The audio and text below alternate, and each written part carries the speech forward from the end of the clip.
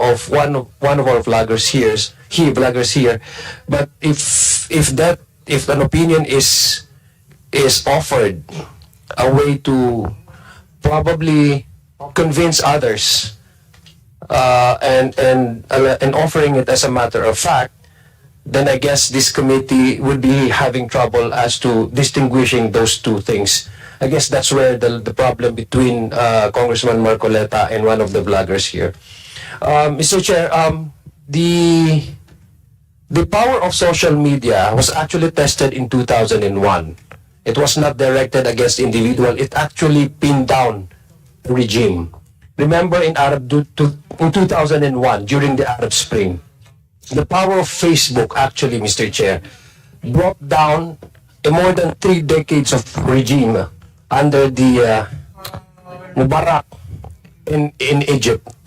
It's actually composed of young people pulling themselves, coming out and then asking for a change in Egypt. And actually, they used Facebook as a platform to bring down one of the most powerful regime in the Middle East.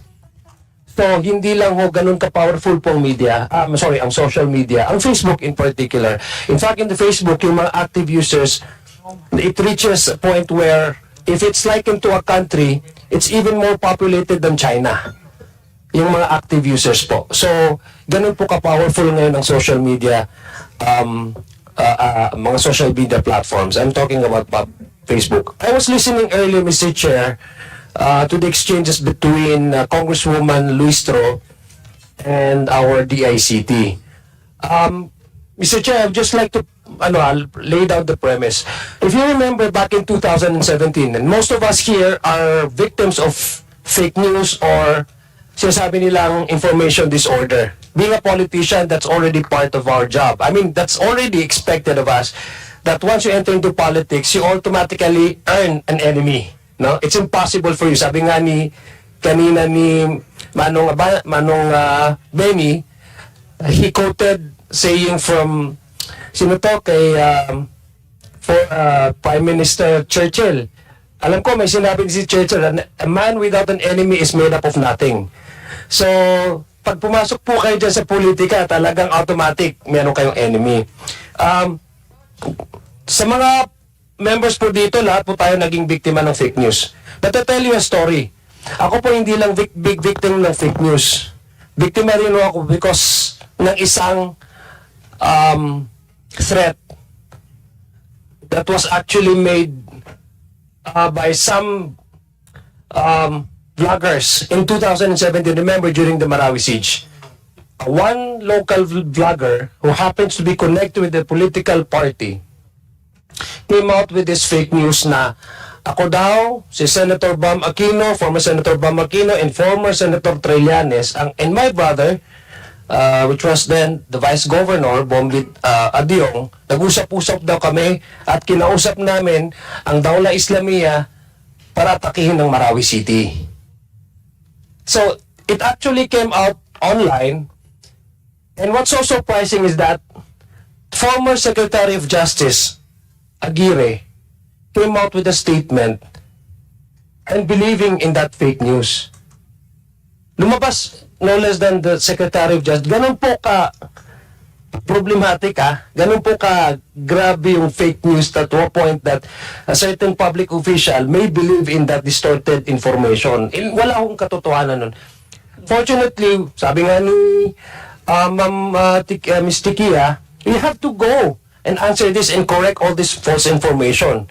Yun po ang ginawa namin. Immediately when the statement came out, we went publicly and then rectified, kinorek po namin na di tama. And yeah, subsequently, former Secretary Aguirre apologized and rectified his statement. Ganun po ka lala. Pangalawa, Facebook was also used as a means to propagate. Actually, meron pong binigay na patong sa ulo ko during the siege. It was actually also used by violent extremists. That's why I was listening to Congresswoman Jinky. If this is continue to be unmonitored, it may border to national security threat because the platforms, the social media platforms, are also being used by the entry of violent extremists. Kasi nasa third generation warfare na po tayo, gumagamit na po sila, sophisticated na rin po ang pag-recruit nila. Meron pong nakapatong sa ulo ko na for certain million kung pwede, may ano nga sila, Mr. Chair meron na nga silang, they came out with the fatwa. I'm sure many of you are aware of what is fatwa is, na pwede na akong patayin. No? Kasi I was speaking on behalf of the government and denouncing the organization who made and entered Marawi City and attack our city. So, ibig sabihin, ganun po kalala. Though, personally, lahat po tayo biktima, but ako, alam ko how bad if unmonitored and yung mga pumapasok pong mga fake news, kung hindi ho natin yun ma-stop, talagang hindi lang ho nagkukos yan sa personal reputation attack ng tao. It even can be used to actually cause harm or death to an individual because I've experienced that firsthand. Now, I'd like to ask po a certain follow-up. Those are simple questions lang po, Mr. Chair. Kanina po, I was listening to Philippines, ano ba yun? Press 1 Philippines investigation. Umalis na ba? They left already. They just left Congressman Chong. Okay. Narinig naman natin DICT yung kanilang presentation po, no? DICT, yes. I don't know if DICT o sa ano? Yes. So, they were able to gather all these mga accounts, no? And they said na meron mga peddlers, meron mga amplifiers, if you want to use that word. Parang pagkaintindi ko is there's a source from a foreign country and then ito yung mga gumagawa sila ng mga narrative against or at least to demean our claim over certain areas in the sea, West Philippine Sea in particular, and then pinipedal sa baba or binag-magnify. They were able to gather all these accounts. How, may I ask, I believe this is a private company and it belongs to a private sector, but may I know if the ICT would also be able to gather, do we have the capacity to probably get all of these informations? Kasi kung if we listen to their presentation, it borders, number one, it can constitute into treason, into rebellion, because they're propagating something which is inimical to the interest of our national security. And so I'm just wondering how do we be able to at least police. Sabi nga ni Congresswoman Jinky Luiso kanina, if it's a continuing crime being committed, why is there no arrest ever made? So I just want to find out from the ICT. Yes, Mr. Chair, if I may, with regard to the question of Congressman Ajong, earlier during our presentation, we mentioned that the DICT, along with other government agencies, are looking into how certain individuals and certain accounts are helping amplify campaigns against the government. And yes, we have reported also in the past, including some press conferences, that we are aware that certain Chinese influences who claim to be US-based strategy outlets or consultancy firms, yung iba nga ginagaya pa yung westernized, I would call it westernized names of publications, parang ginagaya nila. Then they parrot the line of pero I think yung presentation po, Mr. Che, kanina nung isa sa mga yung Press 1 Philippines, meron parang feeling ko may na-identify sila ng mga accounts dito Meron, Your Honor, but we don't want to.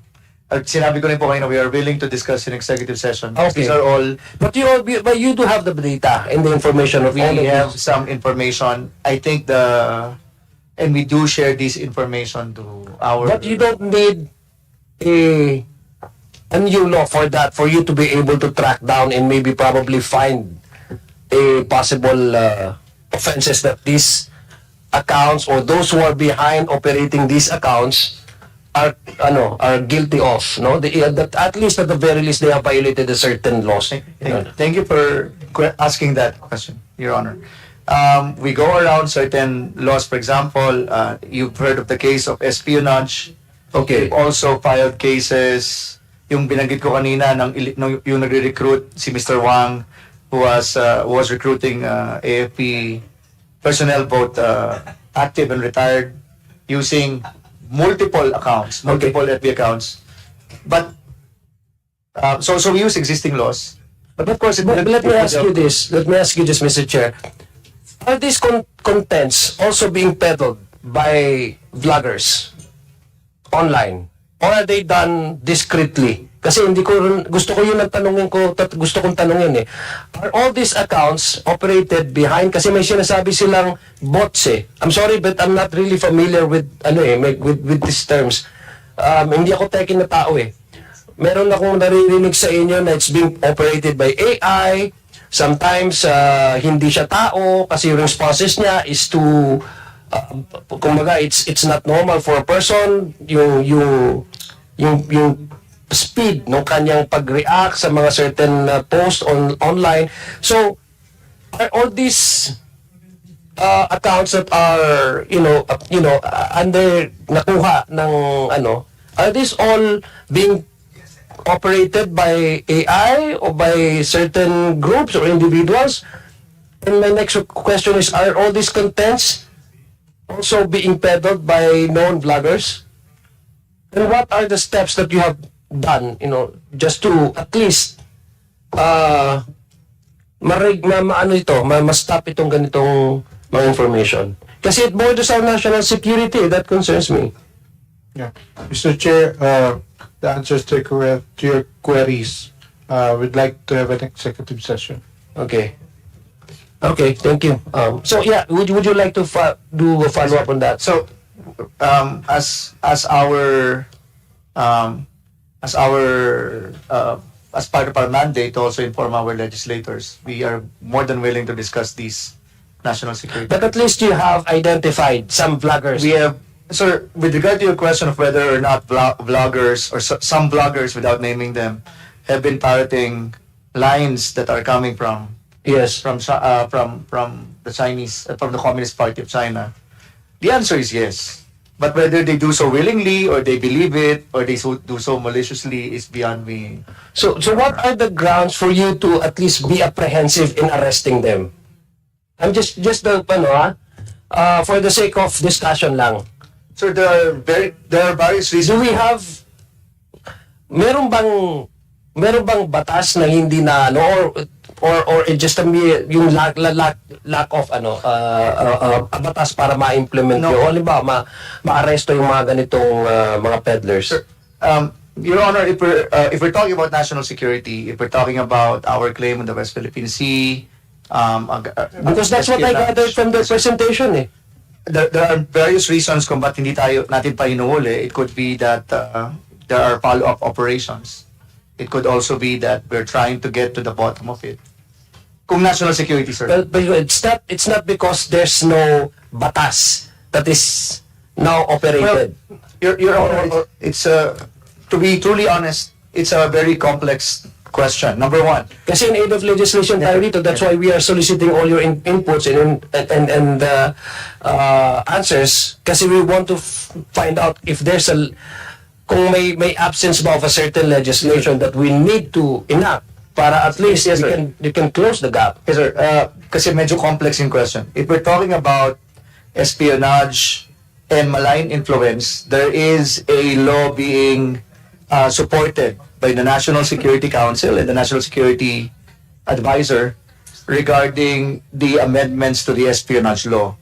With regard to fake news, the ICT and the CICC as a council have been actively espousing for social media regulation and also for amendments to the Cybercrime Prevention Act. So, I understand, Your Honor, that PH1 gave a very comprehensive and perhaps compelling picture of how Chinese malign information seeps into the political blogosphere. But like I said, Mr. Chair, while we have some information that may possibly corroborate that claim, I understand if it's I understand if it's a classified information and you are not supposed to share it here. But yes, Your Honor, we do espouse for certain amendments to certain laws to make our life a lot easier. Yeah, okay. Kasi yun ang pagkadating ko dito, Mr. Chair, yun ang unang-una kong narinig eh. The reason why I premised my questions, yung background po na na-experience namin in 2017, because this is not a joke. I mean, you've seen how the effects of the entry of violent extremism using the media platforms, social media platforms, in recruiting others, young people. And kasi what they did, Mr. Chair, based on our experience, is that they also propagated fake news eh. And somehow, they gathered audience at itong lang nangyari. That's why, ito pong issue about yung mga information, misinformation, disinformation, it does not only circle around the issue of politics or propaganda. Something is even more sinister when they use it to attack our national sovereignty and national territory, di ba? Kasi na-experience po natin yun back in 2017. So, Mr. Chair, I hope that the ICT and whatever law enforcement agencies are involved, but I hope you can finally get to the bottom of this, and perhaps we can use all those information that you gather to probably help this committee in coming up with the measure so that we can not only protect sabi nga ni mga kasamaan ko dito, not only to protect the narrative based on truth and facts, but as well as to protect not individual rights, but also to protect our collective rights to exist as a nation. Kasi feeling ko that's where they will also infiltrate and then probably attack, threaten our democracy. Sabi nga kanina, yun ang napag-uusapan, because democracy will be not really fully functional if it's based on falsehood and truth, if we are propagating falsehood instead of upholding the truth and correct information. Mr. Chair, let me go to more personal level po na concern. Mr. Chair, I heard earlier, may I ask Ms. Malou, Tiquia, we're friends on Facebook, pero na-deactivate ko na po yung personal Facebook because I've been receiving all these attacks. So I prefer to maintain my sanity rather than engage in trolls, paid trolls, and bashers. You mentioned about code of ethics. I guess Congressman Paulo Ortega mentioned in his closing remarks kanina po na there seems to be apparent lack of decency in how we engage ourselves, communicate ourselves, and make connections with others in this online community. You also mentioned about code of ethics kasi alam ko in brochures and periodicals and even the mainstream media, what they have is they have editorials. So before they come out with a certain news item, they have to pass through the editorial, kailangan i-assess, kailangan makita, ma-vet kung totoo ba talaga yung mga information na ilalabas nila. Kasi magkaiba po yung sa opinion writers, as you are part of that, yung mga op-ed, mga opinion writers, and from news reporting, di ba?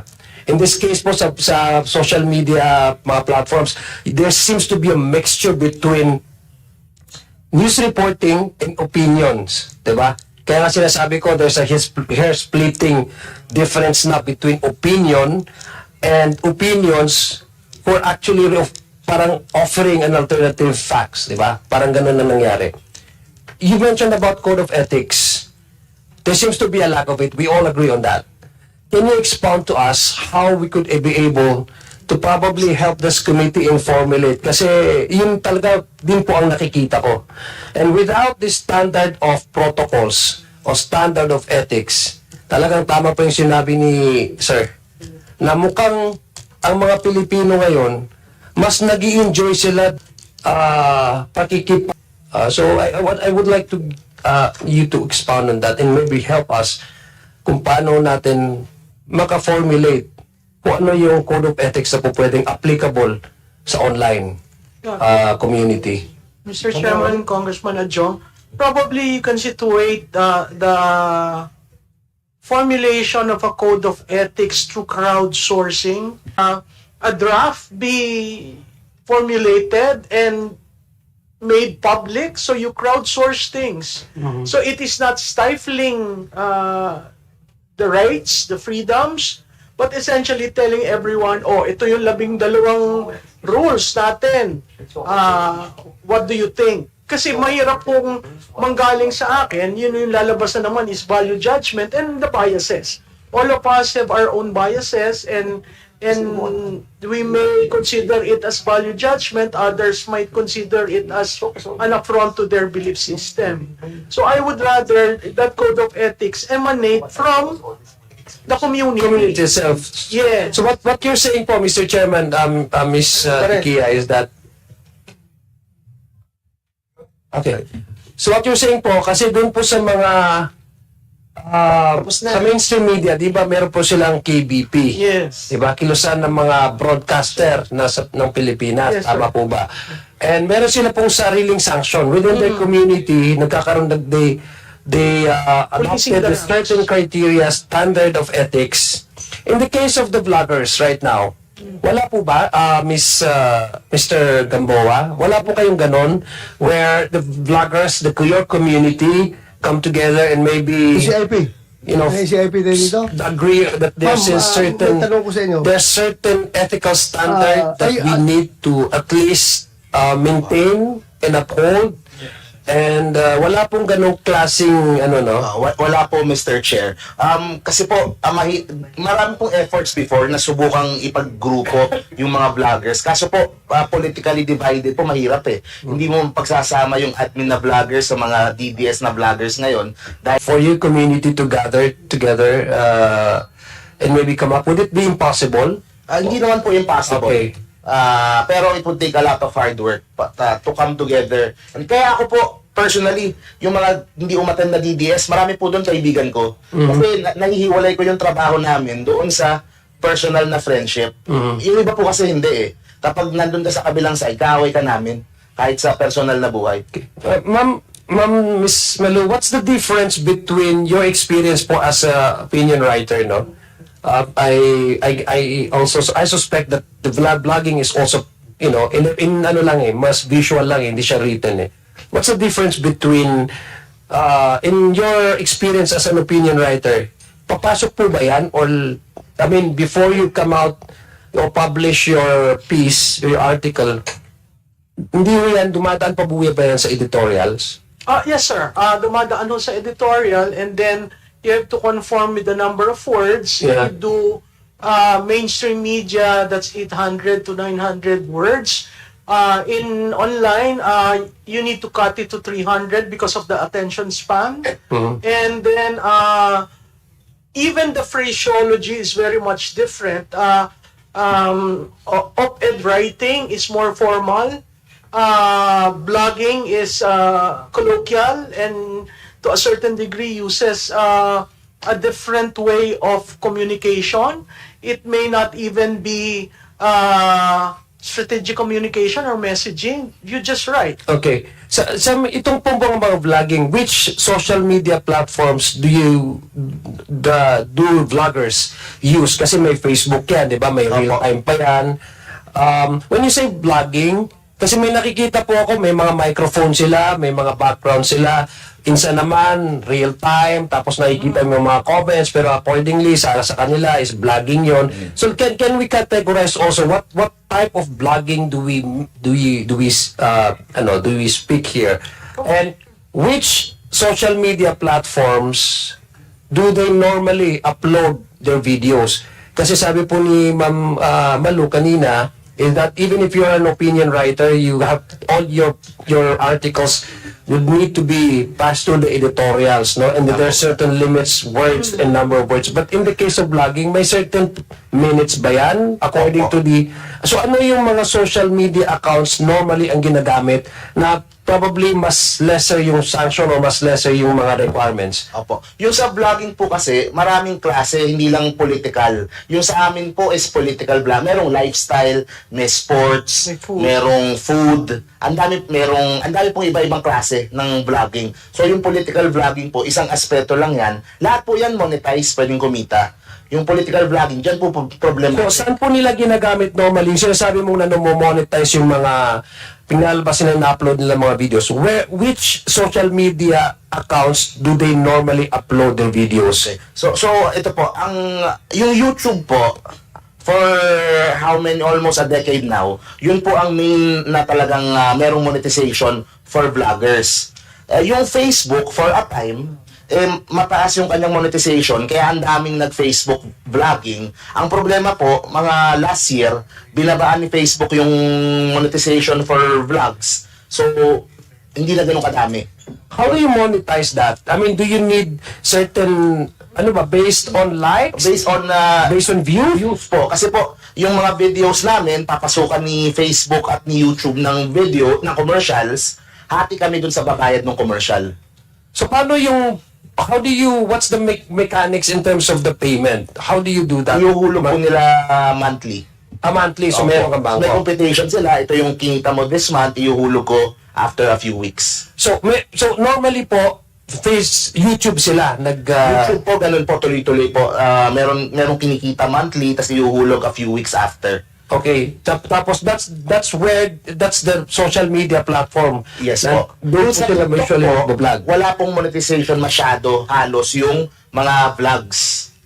Wala po. Pero ang pinagkaiba kasi sa TikTok, mas nagva-viral yung mga posts. So ang daming mas makakita. Kung ang objective mo is maikalat yung iyong politiko or yung advocacy, sa TikTok po, mas naikakalat po nila. Kaso wala pong monetization yung mga TikTok? videos. Opo. Wala silang... Yes, Ma'am Malou. Sir, if I may, just to correct the impression, monetization, you really have to conform with the requirements.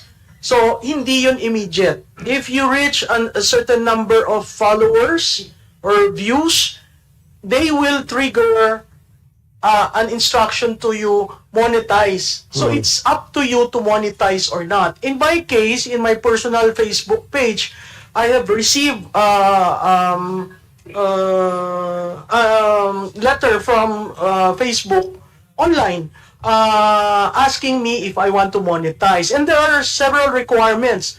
You have to get your TIN, it's so tedious Okay. that I do not monetize. In Facebook, again, it's the views. If, for example, you run 10 seconder, 30 seconder, and you get a high of, let's say, 1,000 to 2,000, you need to, again, register. But they will come up with your, ito na yung nasa iyo, ha, but you cannot get this, it is only part because you need to register. So not everyone is knowledgeable of the need to register. The other way of earning is to send hearts, stars. So, I mean, it's a very intricate manner so that if you have free time and you don't have a job, it's the easiest. And you love talking, you love taking videos, that's the easiest. So now you have Generation Alpha really on it. The difference in TikTok is that they can grab any content, even from mainstream media, and repurpose it as their content without copyright violation. Okay, so yes, gusto ko lang po itanong, 'di ba kanina sabi nyo, there are also the process where you get money from your uploads and your contents is based on views and based on followers, hindi ba? Ito sa mga followers, halimbawa sa Facebook, yung Facebook ba, they don't care whether these followers are AI operated or mga trolls ito, basta as long as you've reached a certain number of followers? Sir, actually, or organic ito? makikita ng Meta yan. So, That's ibig why sabihin, they alam have nila. that analytics. If you open your page, there is a dashboard where you can see the analytics, and they can break it into who is following, from where, etc., etc. specifically on marketplace. That's why I was questioning the issue put forth by the chairman on the need for the platform organizations to be present, because in marketplace they are earning from the Philippine market. And recently Congress passed a law on digital payments, where you impose certain tax on Netflix, on digital purchases, and that is where you would have seen the total income they have from our market. So it is very important when you meet the platform organizations that they reveal their books, because that is the only way you can regulate. So and they know- listen. So this social media operators, they know kung organic ba talaga yung mga followers mo or Yeah. hindi. Nakikita nila, kaya nag-change ng algorithm eh. Okay. So, ngayon, ano po? They penalize din kapag nakikita ng Okay. peke yung ano. So what about the shares, the number of shares? Di ba sabi nila may nag-viral? Can that also be monetized? Do they pay you for a certain number of shares? No. Sa views pa rin po. Pag mas maraming shares, it would lead to more views. So views pa rin. So ibig sabihin, hindi nagmamatter whether nag-viral siya o hindi. Basta as long as meron ng pre-arranged agreement na you have reached a certain requirement in terms of followers, organic ito, and then you have also agreed on their requirements for you to get money from all the contents that you upload. Tama po ba yung pagkaintindi ko? Yes, sir. Okay. Diba mas marami pong views, mas malaki po yung kita. Okay, so normally, sa YouTube po yung mga vloggers na to. Marami po sa YouTube. Okay, man. So, Mr. Chair, the reason why I'm asking this is, I guess it's very important that apart from inviting political vloggers, there's also a need for us to get representation and perhaps to invite the social media platforms. I believe you have already sent them invitation, but I guess it's imperative for this committee to really find out kung paano po tayo mag-jive with our law enforcement agencies, with our vloggers, kasi the only way for us to really regulate itong operation ng mga ganitong klaseng platforms or ganitong klaseng content na hindi makakasira sa reputasyon ng bawat, hindi lang politician, bawat po tao, even negosyo, kasi nagkakaroon din po ng market war, diba? Gumagamit po sila ng mga fake news, hindi lang sa politika, even sa mga negosyo nagsisiraan po sila, is for this committee and for the social media operators and platforms to be in same page po sa gusto natin about at gusto nating i-enact na mga regulations, mga regulatory laws po. Mr. Chair, with that, Mr. Chair, gusto ko lang pong for my final manifestation, Mr. Chair, gusto ko lang pong sabihin sa ating mga vloggers na we are not running after you. Kasi kanina po, ang sabi po ni Congresswoman Franz Castro ay some of our guests here went to the Supreme Court and then to file a petition for certiorari, questioning probably the power of this committee to conduct an investigation. Do not take this personal because we're not running after you. We're actually trying because, social media platforms and the cyberspace, this is an emerging industry and community. And for every industry, if it's not regulated, if it's not restricted, then tama po yung sinabi po ng aking mga kasamahan, talagang it is bound to be abused and exploited. Ayaw naman natin na at the end of the day, tayo yung magsisisi. So, just to our message to all our guests who did not appear in this committee, I'd like to guarantee to you na hindi po kami, we're not running after you individually. We want your participation.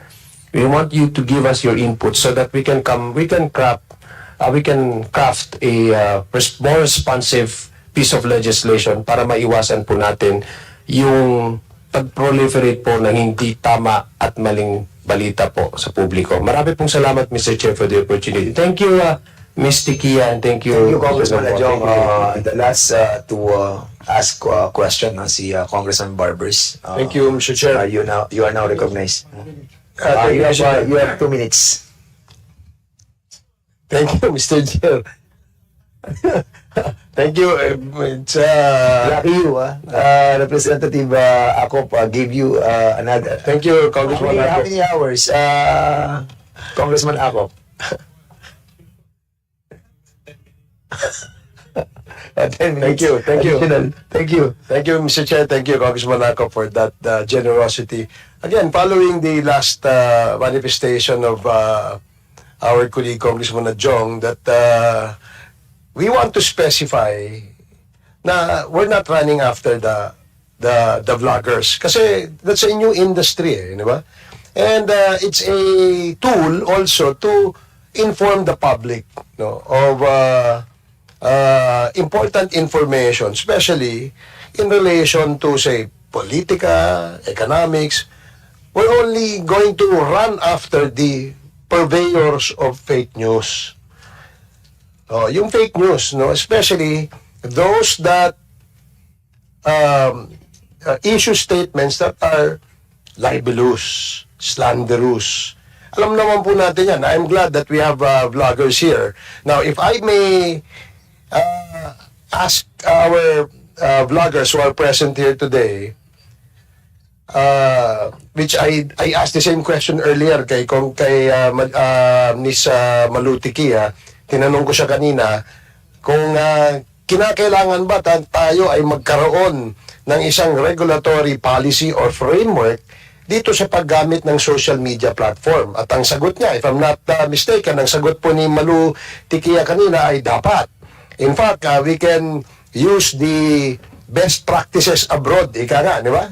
Yun ang ano. And we will definitely use that as our basis in crafting legislation as a product of this committee hearing. Now, we have three other vloggers present today. I remember si Mr. Mark, no? Mr. Mark, I will ask you the same question.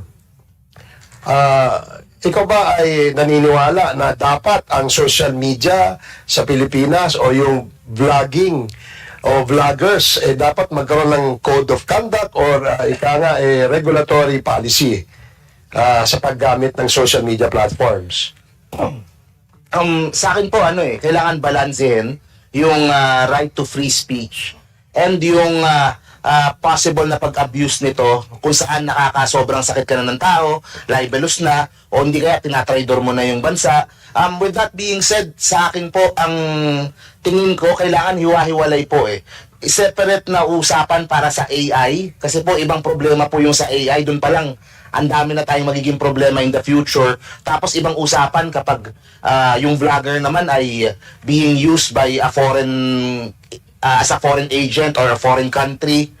So, pwede pong iwahiwalay po na ganun para at least we could solve yung pong mga malalaking problema na yon. But generally, that is a policy or a regulatory policy na dapat meron tayo. Yes po. Sa ngayon ba, wala tayo niyan? Wala po. And then is a necessity. Yes po. For AI, tapos pagdating po sa mga foreign agents, wala po. Sige, okay. Thank you, Mr. Mark. Kasi yun din ang sagot ni Miss Malou kanina. Now, I'd like to ask Attorney Ricky. No? Attorney Ricky, do you also believe that there must be a regulatory policy in the use of the social media platforms in the country? Yes po, Mr. Chair, Honorable Congressman Ace Barbers. Kailangan, pero po, ako, hindi na dapat amendment siya sa Cybercrime Prevention Act. Kasi kapag dun kasi sa Cybercrime Prevention Act, yung sinabi ko kanina na landmark case ng Dicini versus Secretary of Justice, kinonfront na ng Supreme Court yung issue na yan, at ang desisyon ng Supreme Court, hindi talaga talagang mababiolate ang freedom of expression kapag renegulate. Kaya, ang maganda siguro, hindi na siya as freedom of expression. Dapat separate law talaga regarding proliferation of troll farms. Okay. Mas doon yung, hindi na siya sa... Kasi ang troll farms, hindi naman freedom of expression yan So yun yung crime, yung pag-maintain ng troll farms na nagpo-proliferate ng fake news. To limanize it, attorney, yung troll farms, parang isang sindikato. Yes po, Mr. Chair. Diba? Na ito ay mga bayaran na ang layunin ay manirang puri o hindi kaya ay what do you call that? Yung to discredit, no? To discredit maybe a person, an organization, or public figures. Tama? Yes po, Mr. Chair. Saka, i-relate na din na yan ay conspiracy, parang sindikato na yan, maraming involved dyan. So, hindi siya freedom of expression. Hindi siya freedom of expression case or law. Tungkol talaga siya sa... Kasi kung dito, kasi yung kasing disini, talagang freedom of expression case yung niresolve doon. So, pagka freedom of expression, by jurisprudence ng Supreme Court ngayon, ano pa siya malaki pa yung bias niya towards yung freedom of expression. Pero kung separate na law talaga, hindi lang amendment ng Cybercrime Prevention Act. Talagang yung parang sindikato na yung mga troll farms na yan, fake news. Okay. Sige po. The gentleman beside you is also a vlogger. No? I'm sorry I didn't get your name. Ross del Rosario po. Ross, no? Sir Ross, ikaw, ganun din ang iyong paniwala, no? Yes, sir. I agree po. Meron dapat regulation. Pero dapat crowdsource nga po. Dapat within the community ng mga vloggers. Within the community. Opo. So, sa punto naman ng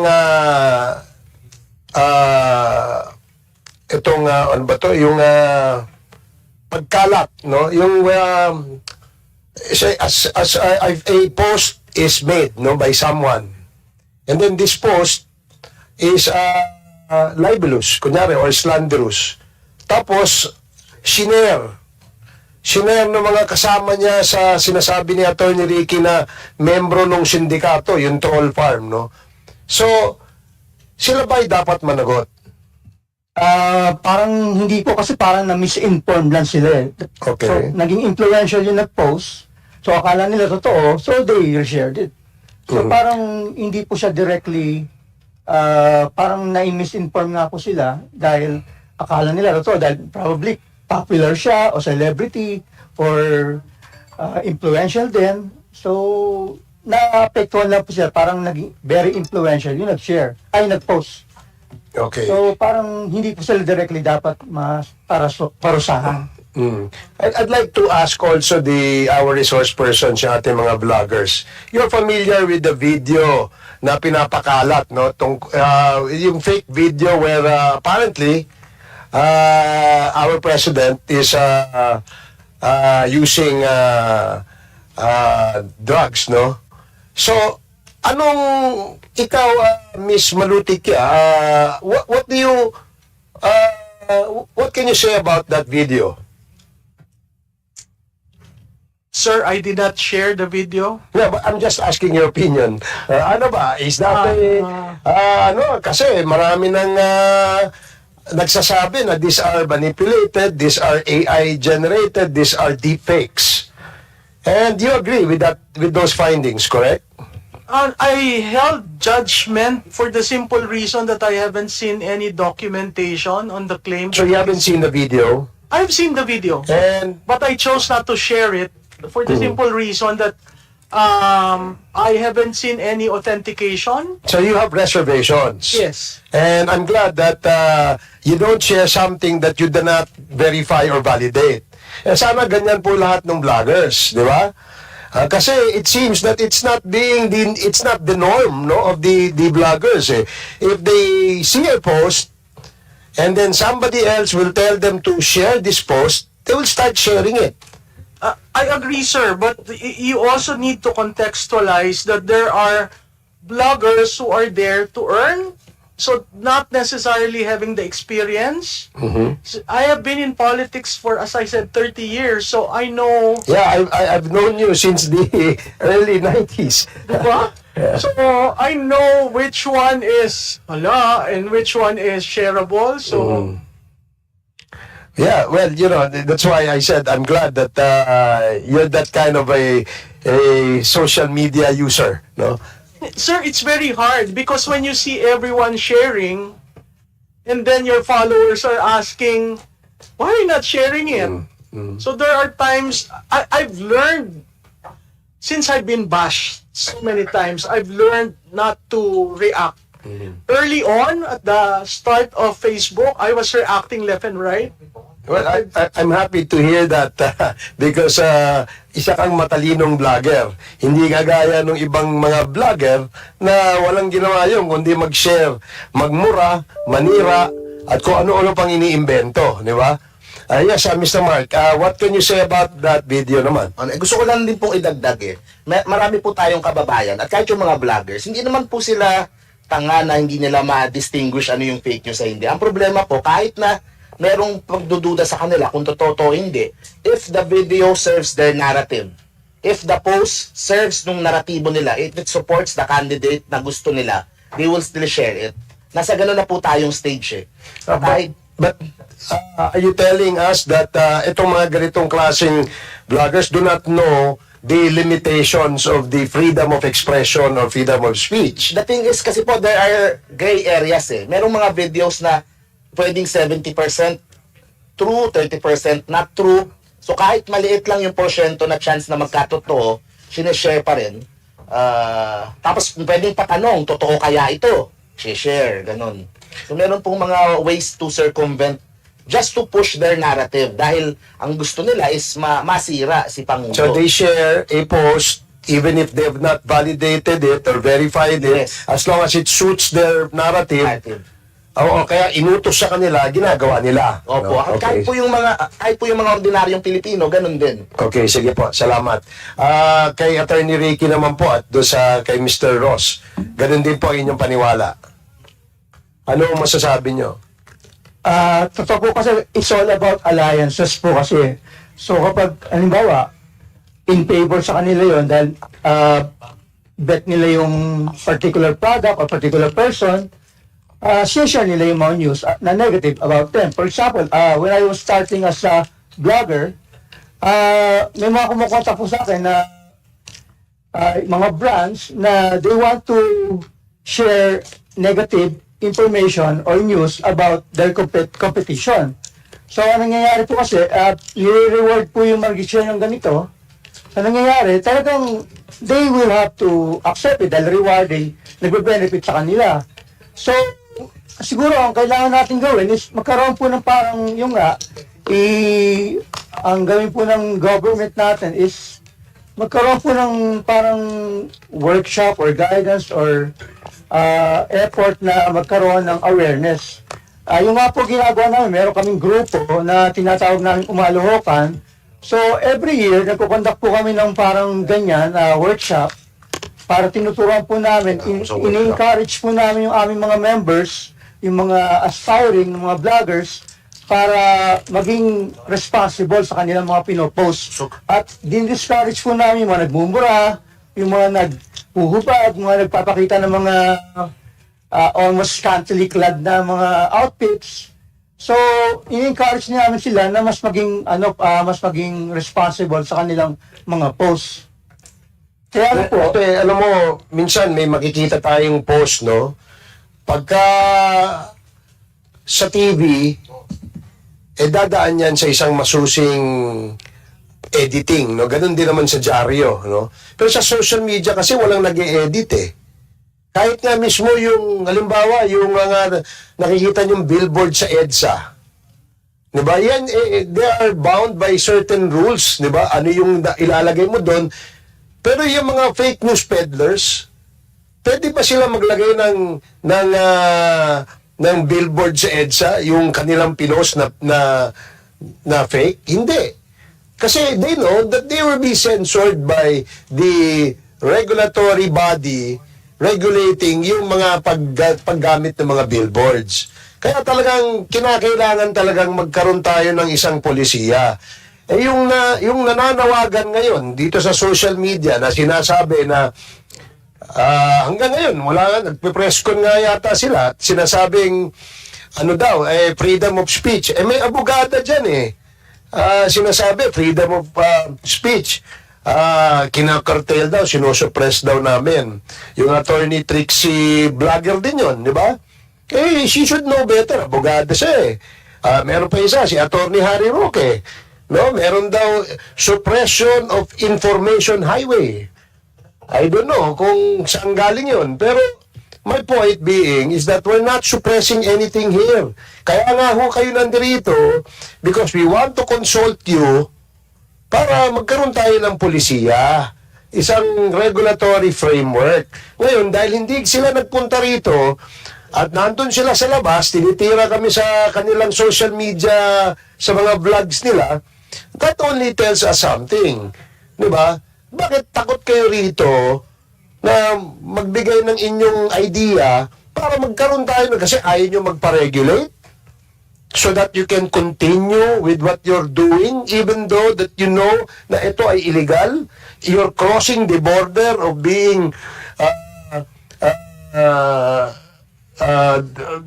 libelous and not. Diba? So, bakit ganun? Diba? Ngayon, they create an impression among their followers na kami ay nangingitil ng kanilang karapatan. Wala ho kaming ginagawang ganun dito. Huwag ho kayo magpapabudol dyan sa mga budolerong yan. Marami yung nambubudol na vlogs. Huwag kayong follow sa kanila dahil pinagkakakitaan ho kayo niyan. Kawawa ho kayo. Yung pong nagbibigay ng mga stars, yung mga vloggers na nangihingi ng stars, wag ho kayong magbibigay ng mga stars dyan. Dahil ginagawa ho nila yan, kunyari in the guise of you supporting their contents so that they can produce more contents, pero kumikita po yung mga yan, binubudol lang ho kayo niyan. Wag ho kayong magpapaloko dahil yung pera nyo, ginagamit po nila. So, again, Mr. Chairman, I want to know also, where does NTC come into play here? Nasaan ho ang NTC dito sa buong kwento ng fake news, ng social media, ng vlogging? Saan ho tayo dito, NTC? Good evening, Mr. Chair. On the part of NTC, we rely on the opinion of the Office of the Solicitor General, acting as our statutory counsel, where the Solicitor General concluded that while the power to issue order to restrict, block access, or delete libelous online posts remain with the courts, Remain with the courts, yeah. it should be supported by a judicial warrant. And therefore, NTC cannot take down these. Okay. But, are you monitoring all this? Assuming somebody asks for materials or maybe perhaps evidence from your end, can you provide that? When a complaint is filed, we refer to the telcos for the preservation of content, and we also refer it to law enforcement agencies. Kasi ako, I was being accused of being a drug lord daw eh. But when you look at the whole story, ang kwento, yung sasakyan na nahuli somewhere in Leyte ay dumaan lang sa Surigao. Dahil ako'y taga Surigao, ako na raw yung drug lord.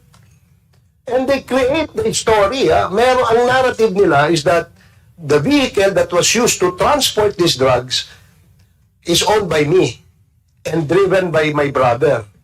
So they painted a picture of me and my brother being involved in drugs. Yan, nakakatawa yun eh. Dahil sa amin, wala naman naniniwala eh.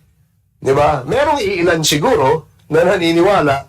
But my point being is that because this post was made by someone, perhaps our political opponent, yun lang naman kasi yung pwede niyang gawin para manalo eh.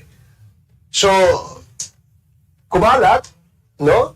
At itinware naman ito ng mga kung sino-sinong vlogger. No? Ngayon, when ABS-CBN issued a fact-check report, and Rappler issued the same fact-check report saying it's false, it's not true, meron pa rin mga tatanga-tangang mga vlogger na patuloy pa rin nilalabas, pinupost ito. Meron dyan, yung isang laos na dating TV anchor. Laos na yun eh. Ngayon, naghanap ng pagkakitaan siguro. Di ba? And hoping and expecting that he will garner X amount of engagement so that he can monetize. Perhaps, no? Yun ang tingin ko. Hindi pa yata na kontento sa bayad ng mga narco vloggers at saka mga pogo operators eh. My point again is that because this happened, my personal experience, sa akin, wala, kaya sabi ko nga, wala naman naniniwala no, doon sa aking mga pinagsisilbihan, sa aking mga constituents eh. In spite of the fact that there were already reports saying that these are false statements, false news, or fake news, they kept on spreading and spreading and spreading. Diba? Sabi nga kanina, di ba? We cannot be onion skin. Yun lang. But there must be a way for this kinds of behavior to be checked. And the only way we can do that in the social media is when we come up with a regulatory policy. That's why I'm also proposing that the social media platforms, dapat kumuha sila ng prangkisa sa Kongreso. That's Dapat correct. kumuha sila ng prangkisa so that they will toe the line and they will be disciplined. Kasi ngayon, pinapabayaan lang nila eh. Diba? Yes, Your Honor, and we can regulate in that. And because may prangkisa sila, NTC now can regulate. That's correct, Your Honor. And do you agree that we should demand or compel them to seek franchise from Congress, Attorney? We agree, Your Honor. And let me ask you, you see, we have so yun lang ang punto natin doon. Mr. Chairman, nakakalungkot isipin kasi nung tiningnan ko kung ilan na yung nakakita, ang dami na 100,000 na yung nakakita nung post Ngayon, yung comments, nakakatawa lang yung comments. When they post it, no, there's this vlogger na siguro wala rin pagkakitaan ito, banat lang ito ng banat, pasiga-siga rin ito, siguro, naghahanap din ng engagement. Diba? Naghahanap din ng engagement. Hindi pa rin nakontento sa bayad sa kanya. Now, he kept on spreading and spreading this fake news. So the only recourse in running after these kinds of people who abuse the social media is for us to pass a law. Kasi kung hindi, patuloy ang ganyan. Ang nakakalungkot, especially for a public official who is running for an office, a public office. Kunyari, kagaya kanina kay Senator Marcoleta, pag nasiraan siya na nasiraan, it may affect his winnability. Because may naniwala Kapag mayroong naniwala, no? So, ngayon, dun sa mga vloggers na imbis na pumunta dito, magpahayag ng kanilang mga punto de vista, ika nga, o makadagdag man lang, makaambag man lang kayo sa paggawa ng batas dito, patungkol dyan sa inyong industriyang social media, hindi nyo ginawa, bagkus kayo ay nagpunta sa Supreme Court para magreklamo sa TRICOM. Yun, and they do this with bravado, ika nga. Sobra, di ba? Sobra yung yabang nito mga to. Mayabang nga sa post But when you ask them to come here and share your ideas here, they don't want. So, I'm glad that NTC has agreed with the position of this representation. Ngayon, doon naman po sa atin sa law enforcement, NBI and sa PNP, no? Naintindihan mo namin yung dilemma ninyo Di ba? Yung dilemma that one, you cannot just, you cannot even subpoena a probable suspect at the moment. But following the doctrine of in flagrante delicto as espoused by Congresswoman Jinky Luistro, palagay ko meron na kayong legal na basihan. So, maybe you can explore that.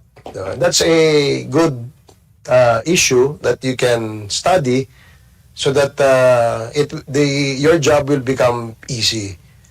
Marami may naninira, hindi na lang, wala na ngang respeto di ba? They call names. They call us names.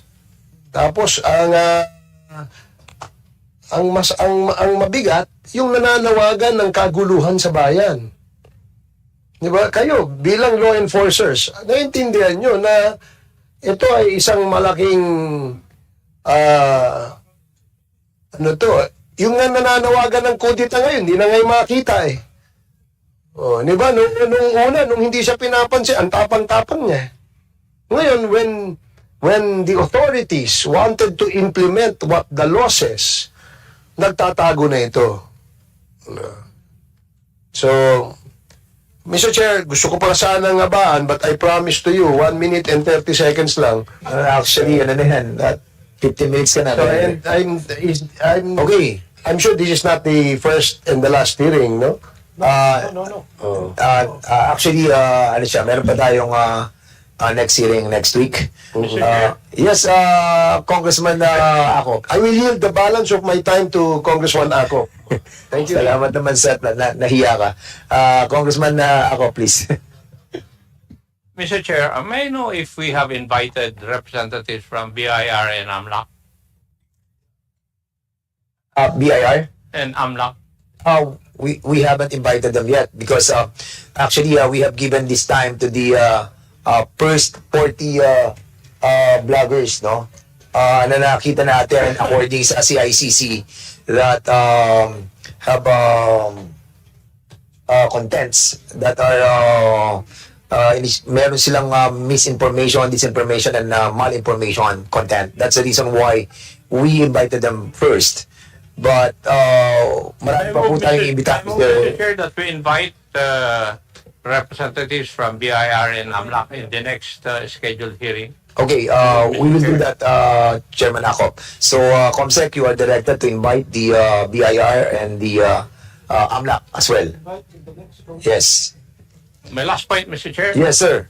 May I ask Attorney Ricky, he mentioned about the Dicini case.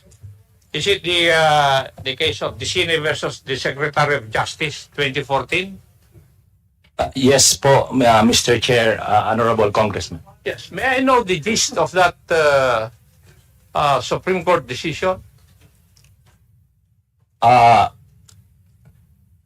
Ang gist po nito, Mr. Chair, Honorable Congressman Akop, yung pagbalance ng right, yung freedom of expression, at saka naman yung need na i-regulate nga yung tungkol sa paggamit ng cyberspace sa freedom of expression at freedom of speech. So kumbaga dito binalance ng Supreme Court yung na yon. Parang balancing of interest po, Honorable Congressman ako, Mr. Chair, yung nangyari dito. I agree. I just want to emphasize one thing. That in that decision, the Supreme Court simply suggested that defamation laws be crafted with care to ensure that they do not stifle freedom of expression. Tama.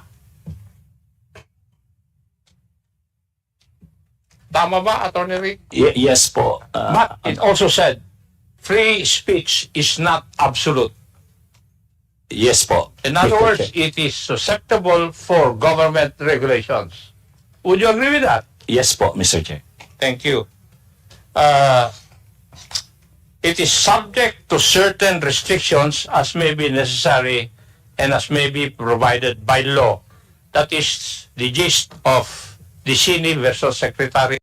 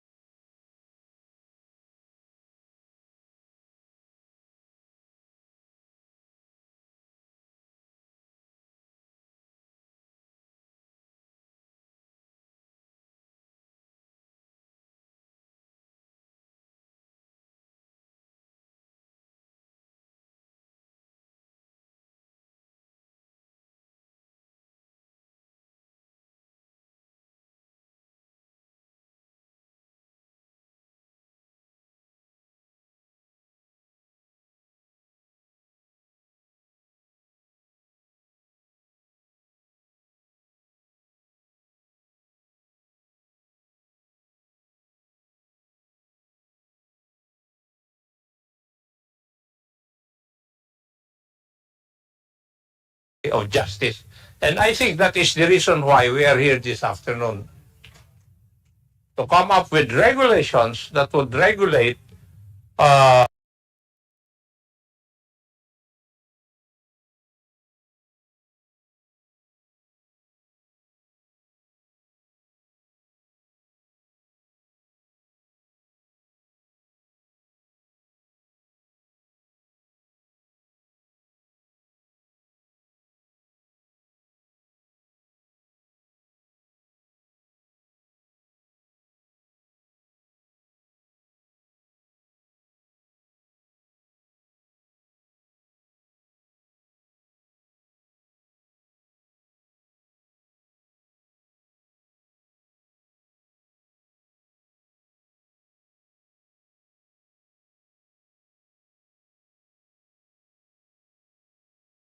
those acts of people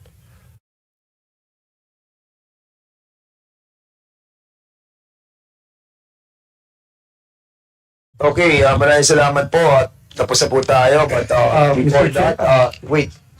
Yes, sir. Sir, Mr. Chair, just a clarification, Your Okay, go Honor. ahead. Just for 1 minute, Your Honor. Go ahead. Regarding my answer, Your Honor, to the query of the Honorable Representative Luis Tro a while ago, Your Honor, regarding the continuing nature of libel or defamation case or a libel, I just would like to clarify, Your Honor, so that this body could be guided properly, Your Honor, and because I don't want to be the source of a fake information, Your Honor. There are Supreme Court jurisprudence, Your Honor, stating that libel is not a continuing crime, Your Honor. Just for the guidance of the body, Your Honor. That I can share the jurisprudence later on with the COMSEC, Your Honor. Mr. Chair, Thank you, Your Honor. Congressman ako. may I ask the resource person stated that hindi po ba under 101.75? Tama. Yes, sir. Yes, the prescriptive case is not filed, then you can no longer file a case of libel Yes, Your Honor. under the cybercrime law. Yes, Your Honor. Thank you. Thank you, Mr. Chair.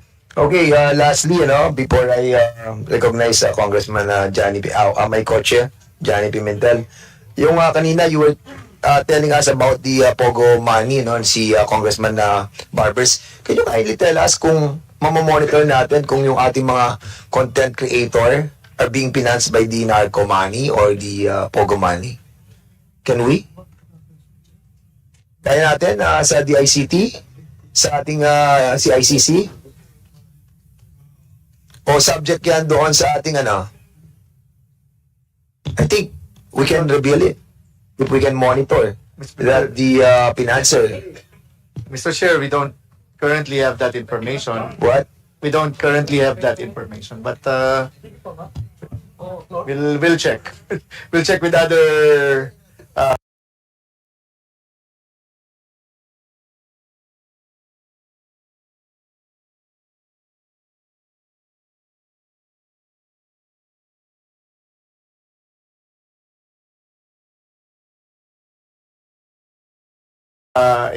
Kasi sinasabi nyo kanina, kita nyo yung mga Ricky saka si Mark. Are you paying the right taxes for this? Yung mga monetization po ninyo? Yan ba? Currently po kasi merong rule yung BIR, pag 250,000 below, yung pong kita hindi po kasama doon. So ngayon po merong kinakaltas si YouTube na tax sa Amerika.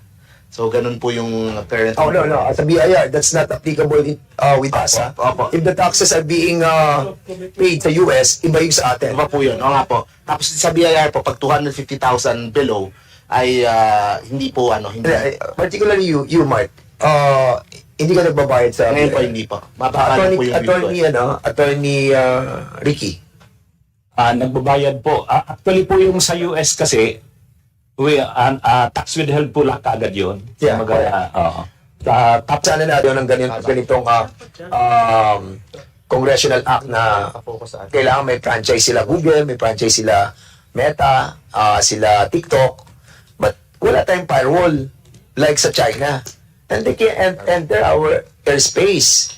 even without informing us, people can access to their platforms. So, anong gagawin ng NTC kung, di ba? Mr. Chair, you're right, but that as the same with China, but that significantly also to accessing these services. So we have to consider yung gagawin ng NTC. We have to consider yung gagawin ng NTC and the firewall. I think that's the best solution if we're going to issue a franchise to these platforms. Diba, para they follow the regulation of the host country. Diba? Regulation of the host country. Diba? Tama po ba yan? Tama po ba yan? Yes, Your Honor. Okay. Si ICC, tanong ko rin sa inyo kasi 2012 pa po na-aprubahan yung ating pong batas. Bakit para atang ano nangyari? Bakit 2024, 2025 na ngayon? So para nakikita namin that yung parang pagfa-file, nakita natin ang problem doon. Yung infrastructure niyo ba? Yung inyong center ba? What happened? Parang feeling namin, yung inyong center ba, what happened? Parang feeling namin, you do not exist. Ngayon lang namin nalaman na merong si ICC. Exist. Ngayon lang namin nalaman na merong si ICC. Why? What happened? A brief history, no? Since 2012, but the IRR was only completed in 2014. And then in 2016, the national government realized that there's an agency supposed to address this. So they operationalized it in 2019. And Sinong first head ng CICC? I think it was Allan Cabadlong was the first one. And then And under its jurisdiction, naging hindi pa. Parang ano lang yun, parang ceremonial appointment lang, no? Eventually, nang na-operationalize siya, the next executive director appointed was Cesar Mancao, former police officer also. Cesar Mancao. Cesar Mancao. Siya nag-head ng CICC. Yes. And what happened then? They created an organization on a limited scale, no?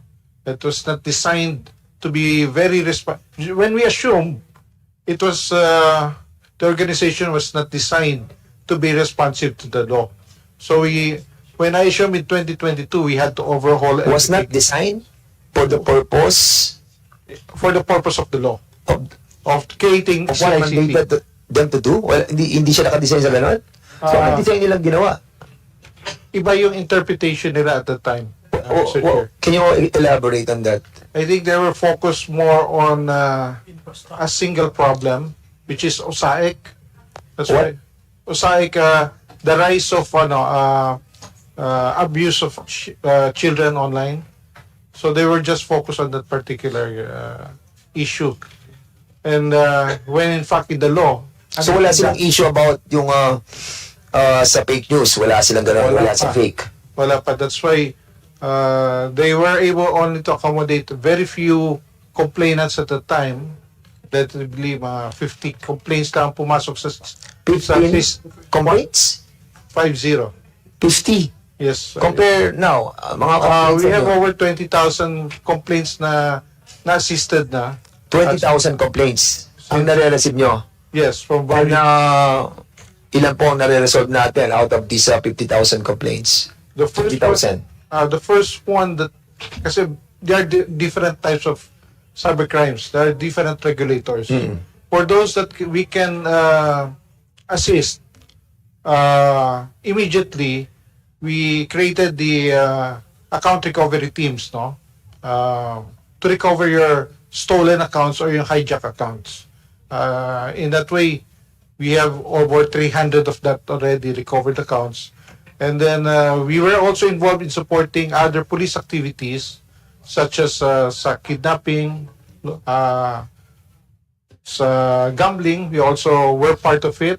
the campaign against Isabong and sa Pogo, the illegal scams. We were very instrumental in most of those investigations, providing the technical evaluation and technical investigation for law enforcement. Director, you have seen naman all the, yung mga content sa different platforms. I hope that you are now monitoring because under Section 26 of the 10175, specifically, it was mentioned the function of the CICC. And one of those ay yung pong mag-monitor and to file charges. So, since nakita po naman natin that there are so many, talagang different misinformation, malinformation, and disinformation na nangyayari. So, we hope that you will be monitoring all of this. This is your function according sa 10175. And you have to enhance your capability on this. Yes, Mr. Chair. And if needed, how much budget was given to CICC? Previously, we had from 300, naging 400, now we have 1.3. 1.3. At what the PS is how much? The capital outlay how much? What infrastructures are you doing right now to abate this kind of Under our NEP, it was 200 something. ang ano po Under sa NEP, kasi because when we proposed the budget, a lot of our projects were disallowed or were cut down by DBM at the time until itong latter part of the 2024. That's when an insertion to support us was made. So we were preparing to adjust our projection. Ano pong significant infrastructure are you going to prioritize? The monitoring infrastructure, which is absent because what we only have is a equivalent to a call center where we can interact with the public. We need to have a high-end technical monitoring system, similar to an SOC. And, What is SOC? Security. The Security Operations Center where we Meron can na po do kayong- threat hunting. Meron na po kayong malaking opisina for that We acquired the office already. So meron opisina na. We're in the middle of preparation for the bidding of the equipment That will monitor that will monitor all of this. and interaction with the public. Yes. Something like that. Yes. And also equipping the negation equipment. As a to minimize or to address the current situation is that we acquired a deepfake monitoring tool that we can distribute to the public. Okay, that's good. Okay, so in the next hearing, let's invite the chairman yung mga responsible kasi marami tayong mga responsible vloggers so we have given the chance do sa mga vloggers that we have invited but they missed the opportunity to be a part of the discussion but in the next hearing will be we will give them another chance but the problem is we issue a CPOS order to those who have written us an excuse letter which are unacceptable because nakita natin yung mga reasons nila. Pero yung nasa abroad, nasa Singapore, acceptable yun because may reason. Pero others ay hindi po. So siguro we need to have a Mr. motion. Chair, we have invited 41 social media personalities today. However, out of 41, only 3 appeared and 1 is in Singapore. And the other 37 media personalities, social media personalities, instead went to the Supreme Court. So in this view, I believe that their testimony here is very important because they're the one involved in this fake news. So, Mr. Chair, on this note, I move that this committee issue a show cause order to the 37 social media personalities to appear in the next hearing.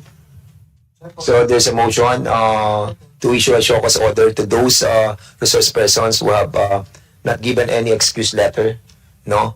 And there was a second motion. Any objection to the said motion? Hearing no objection, the said motion is now approved. Let's invite also, kasi meron po mga sumulat sa atin, yung mga victims, mga biktima ng mga fake news, no? Those purveyor of misinformation, malinformation, and disinformation. We will be sending them invitation as well. May mga celebrities and businessmen who wanted to be invited as well. So, on that note, siguro wala na po tayong iba pa tackle, other matters. I move to suspend the hearing. So, there's a motion to suspend this hearing. Second motion. Hearing no objection. This hearing is now suspended.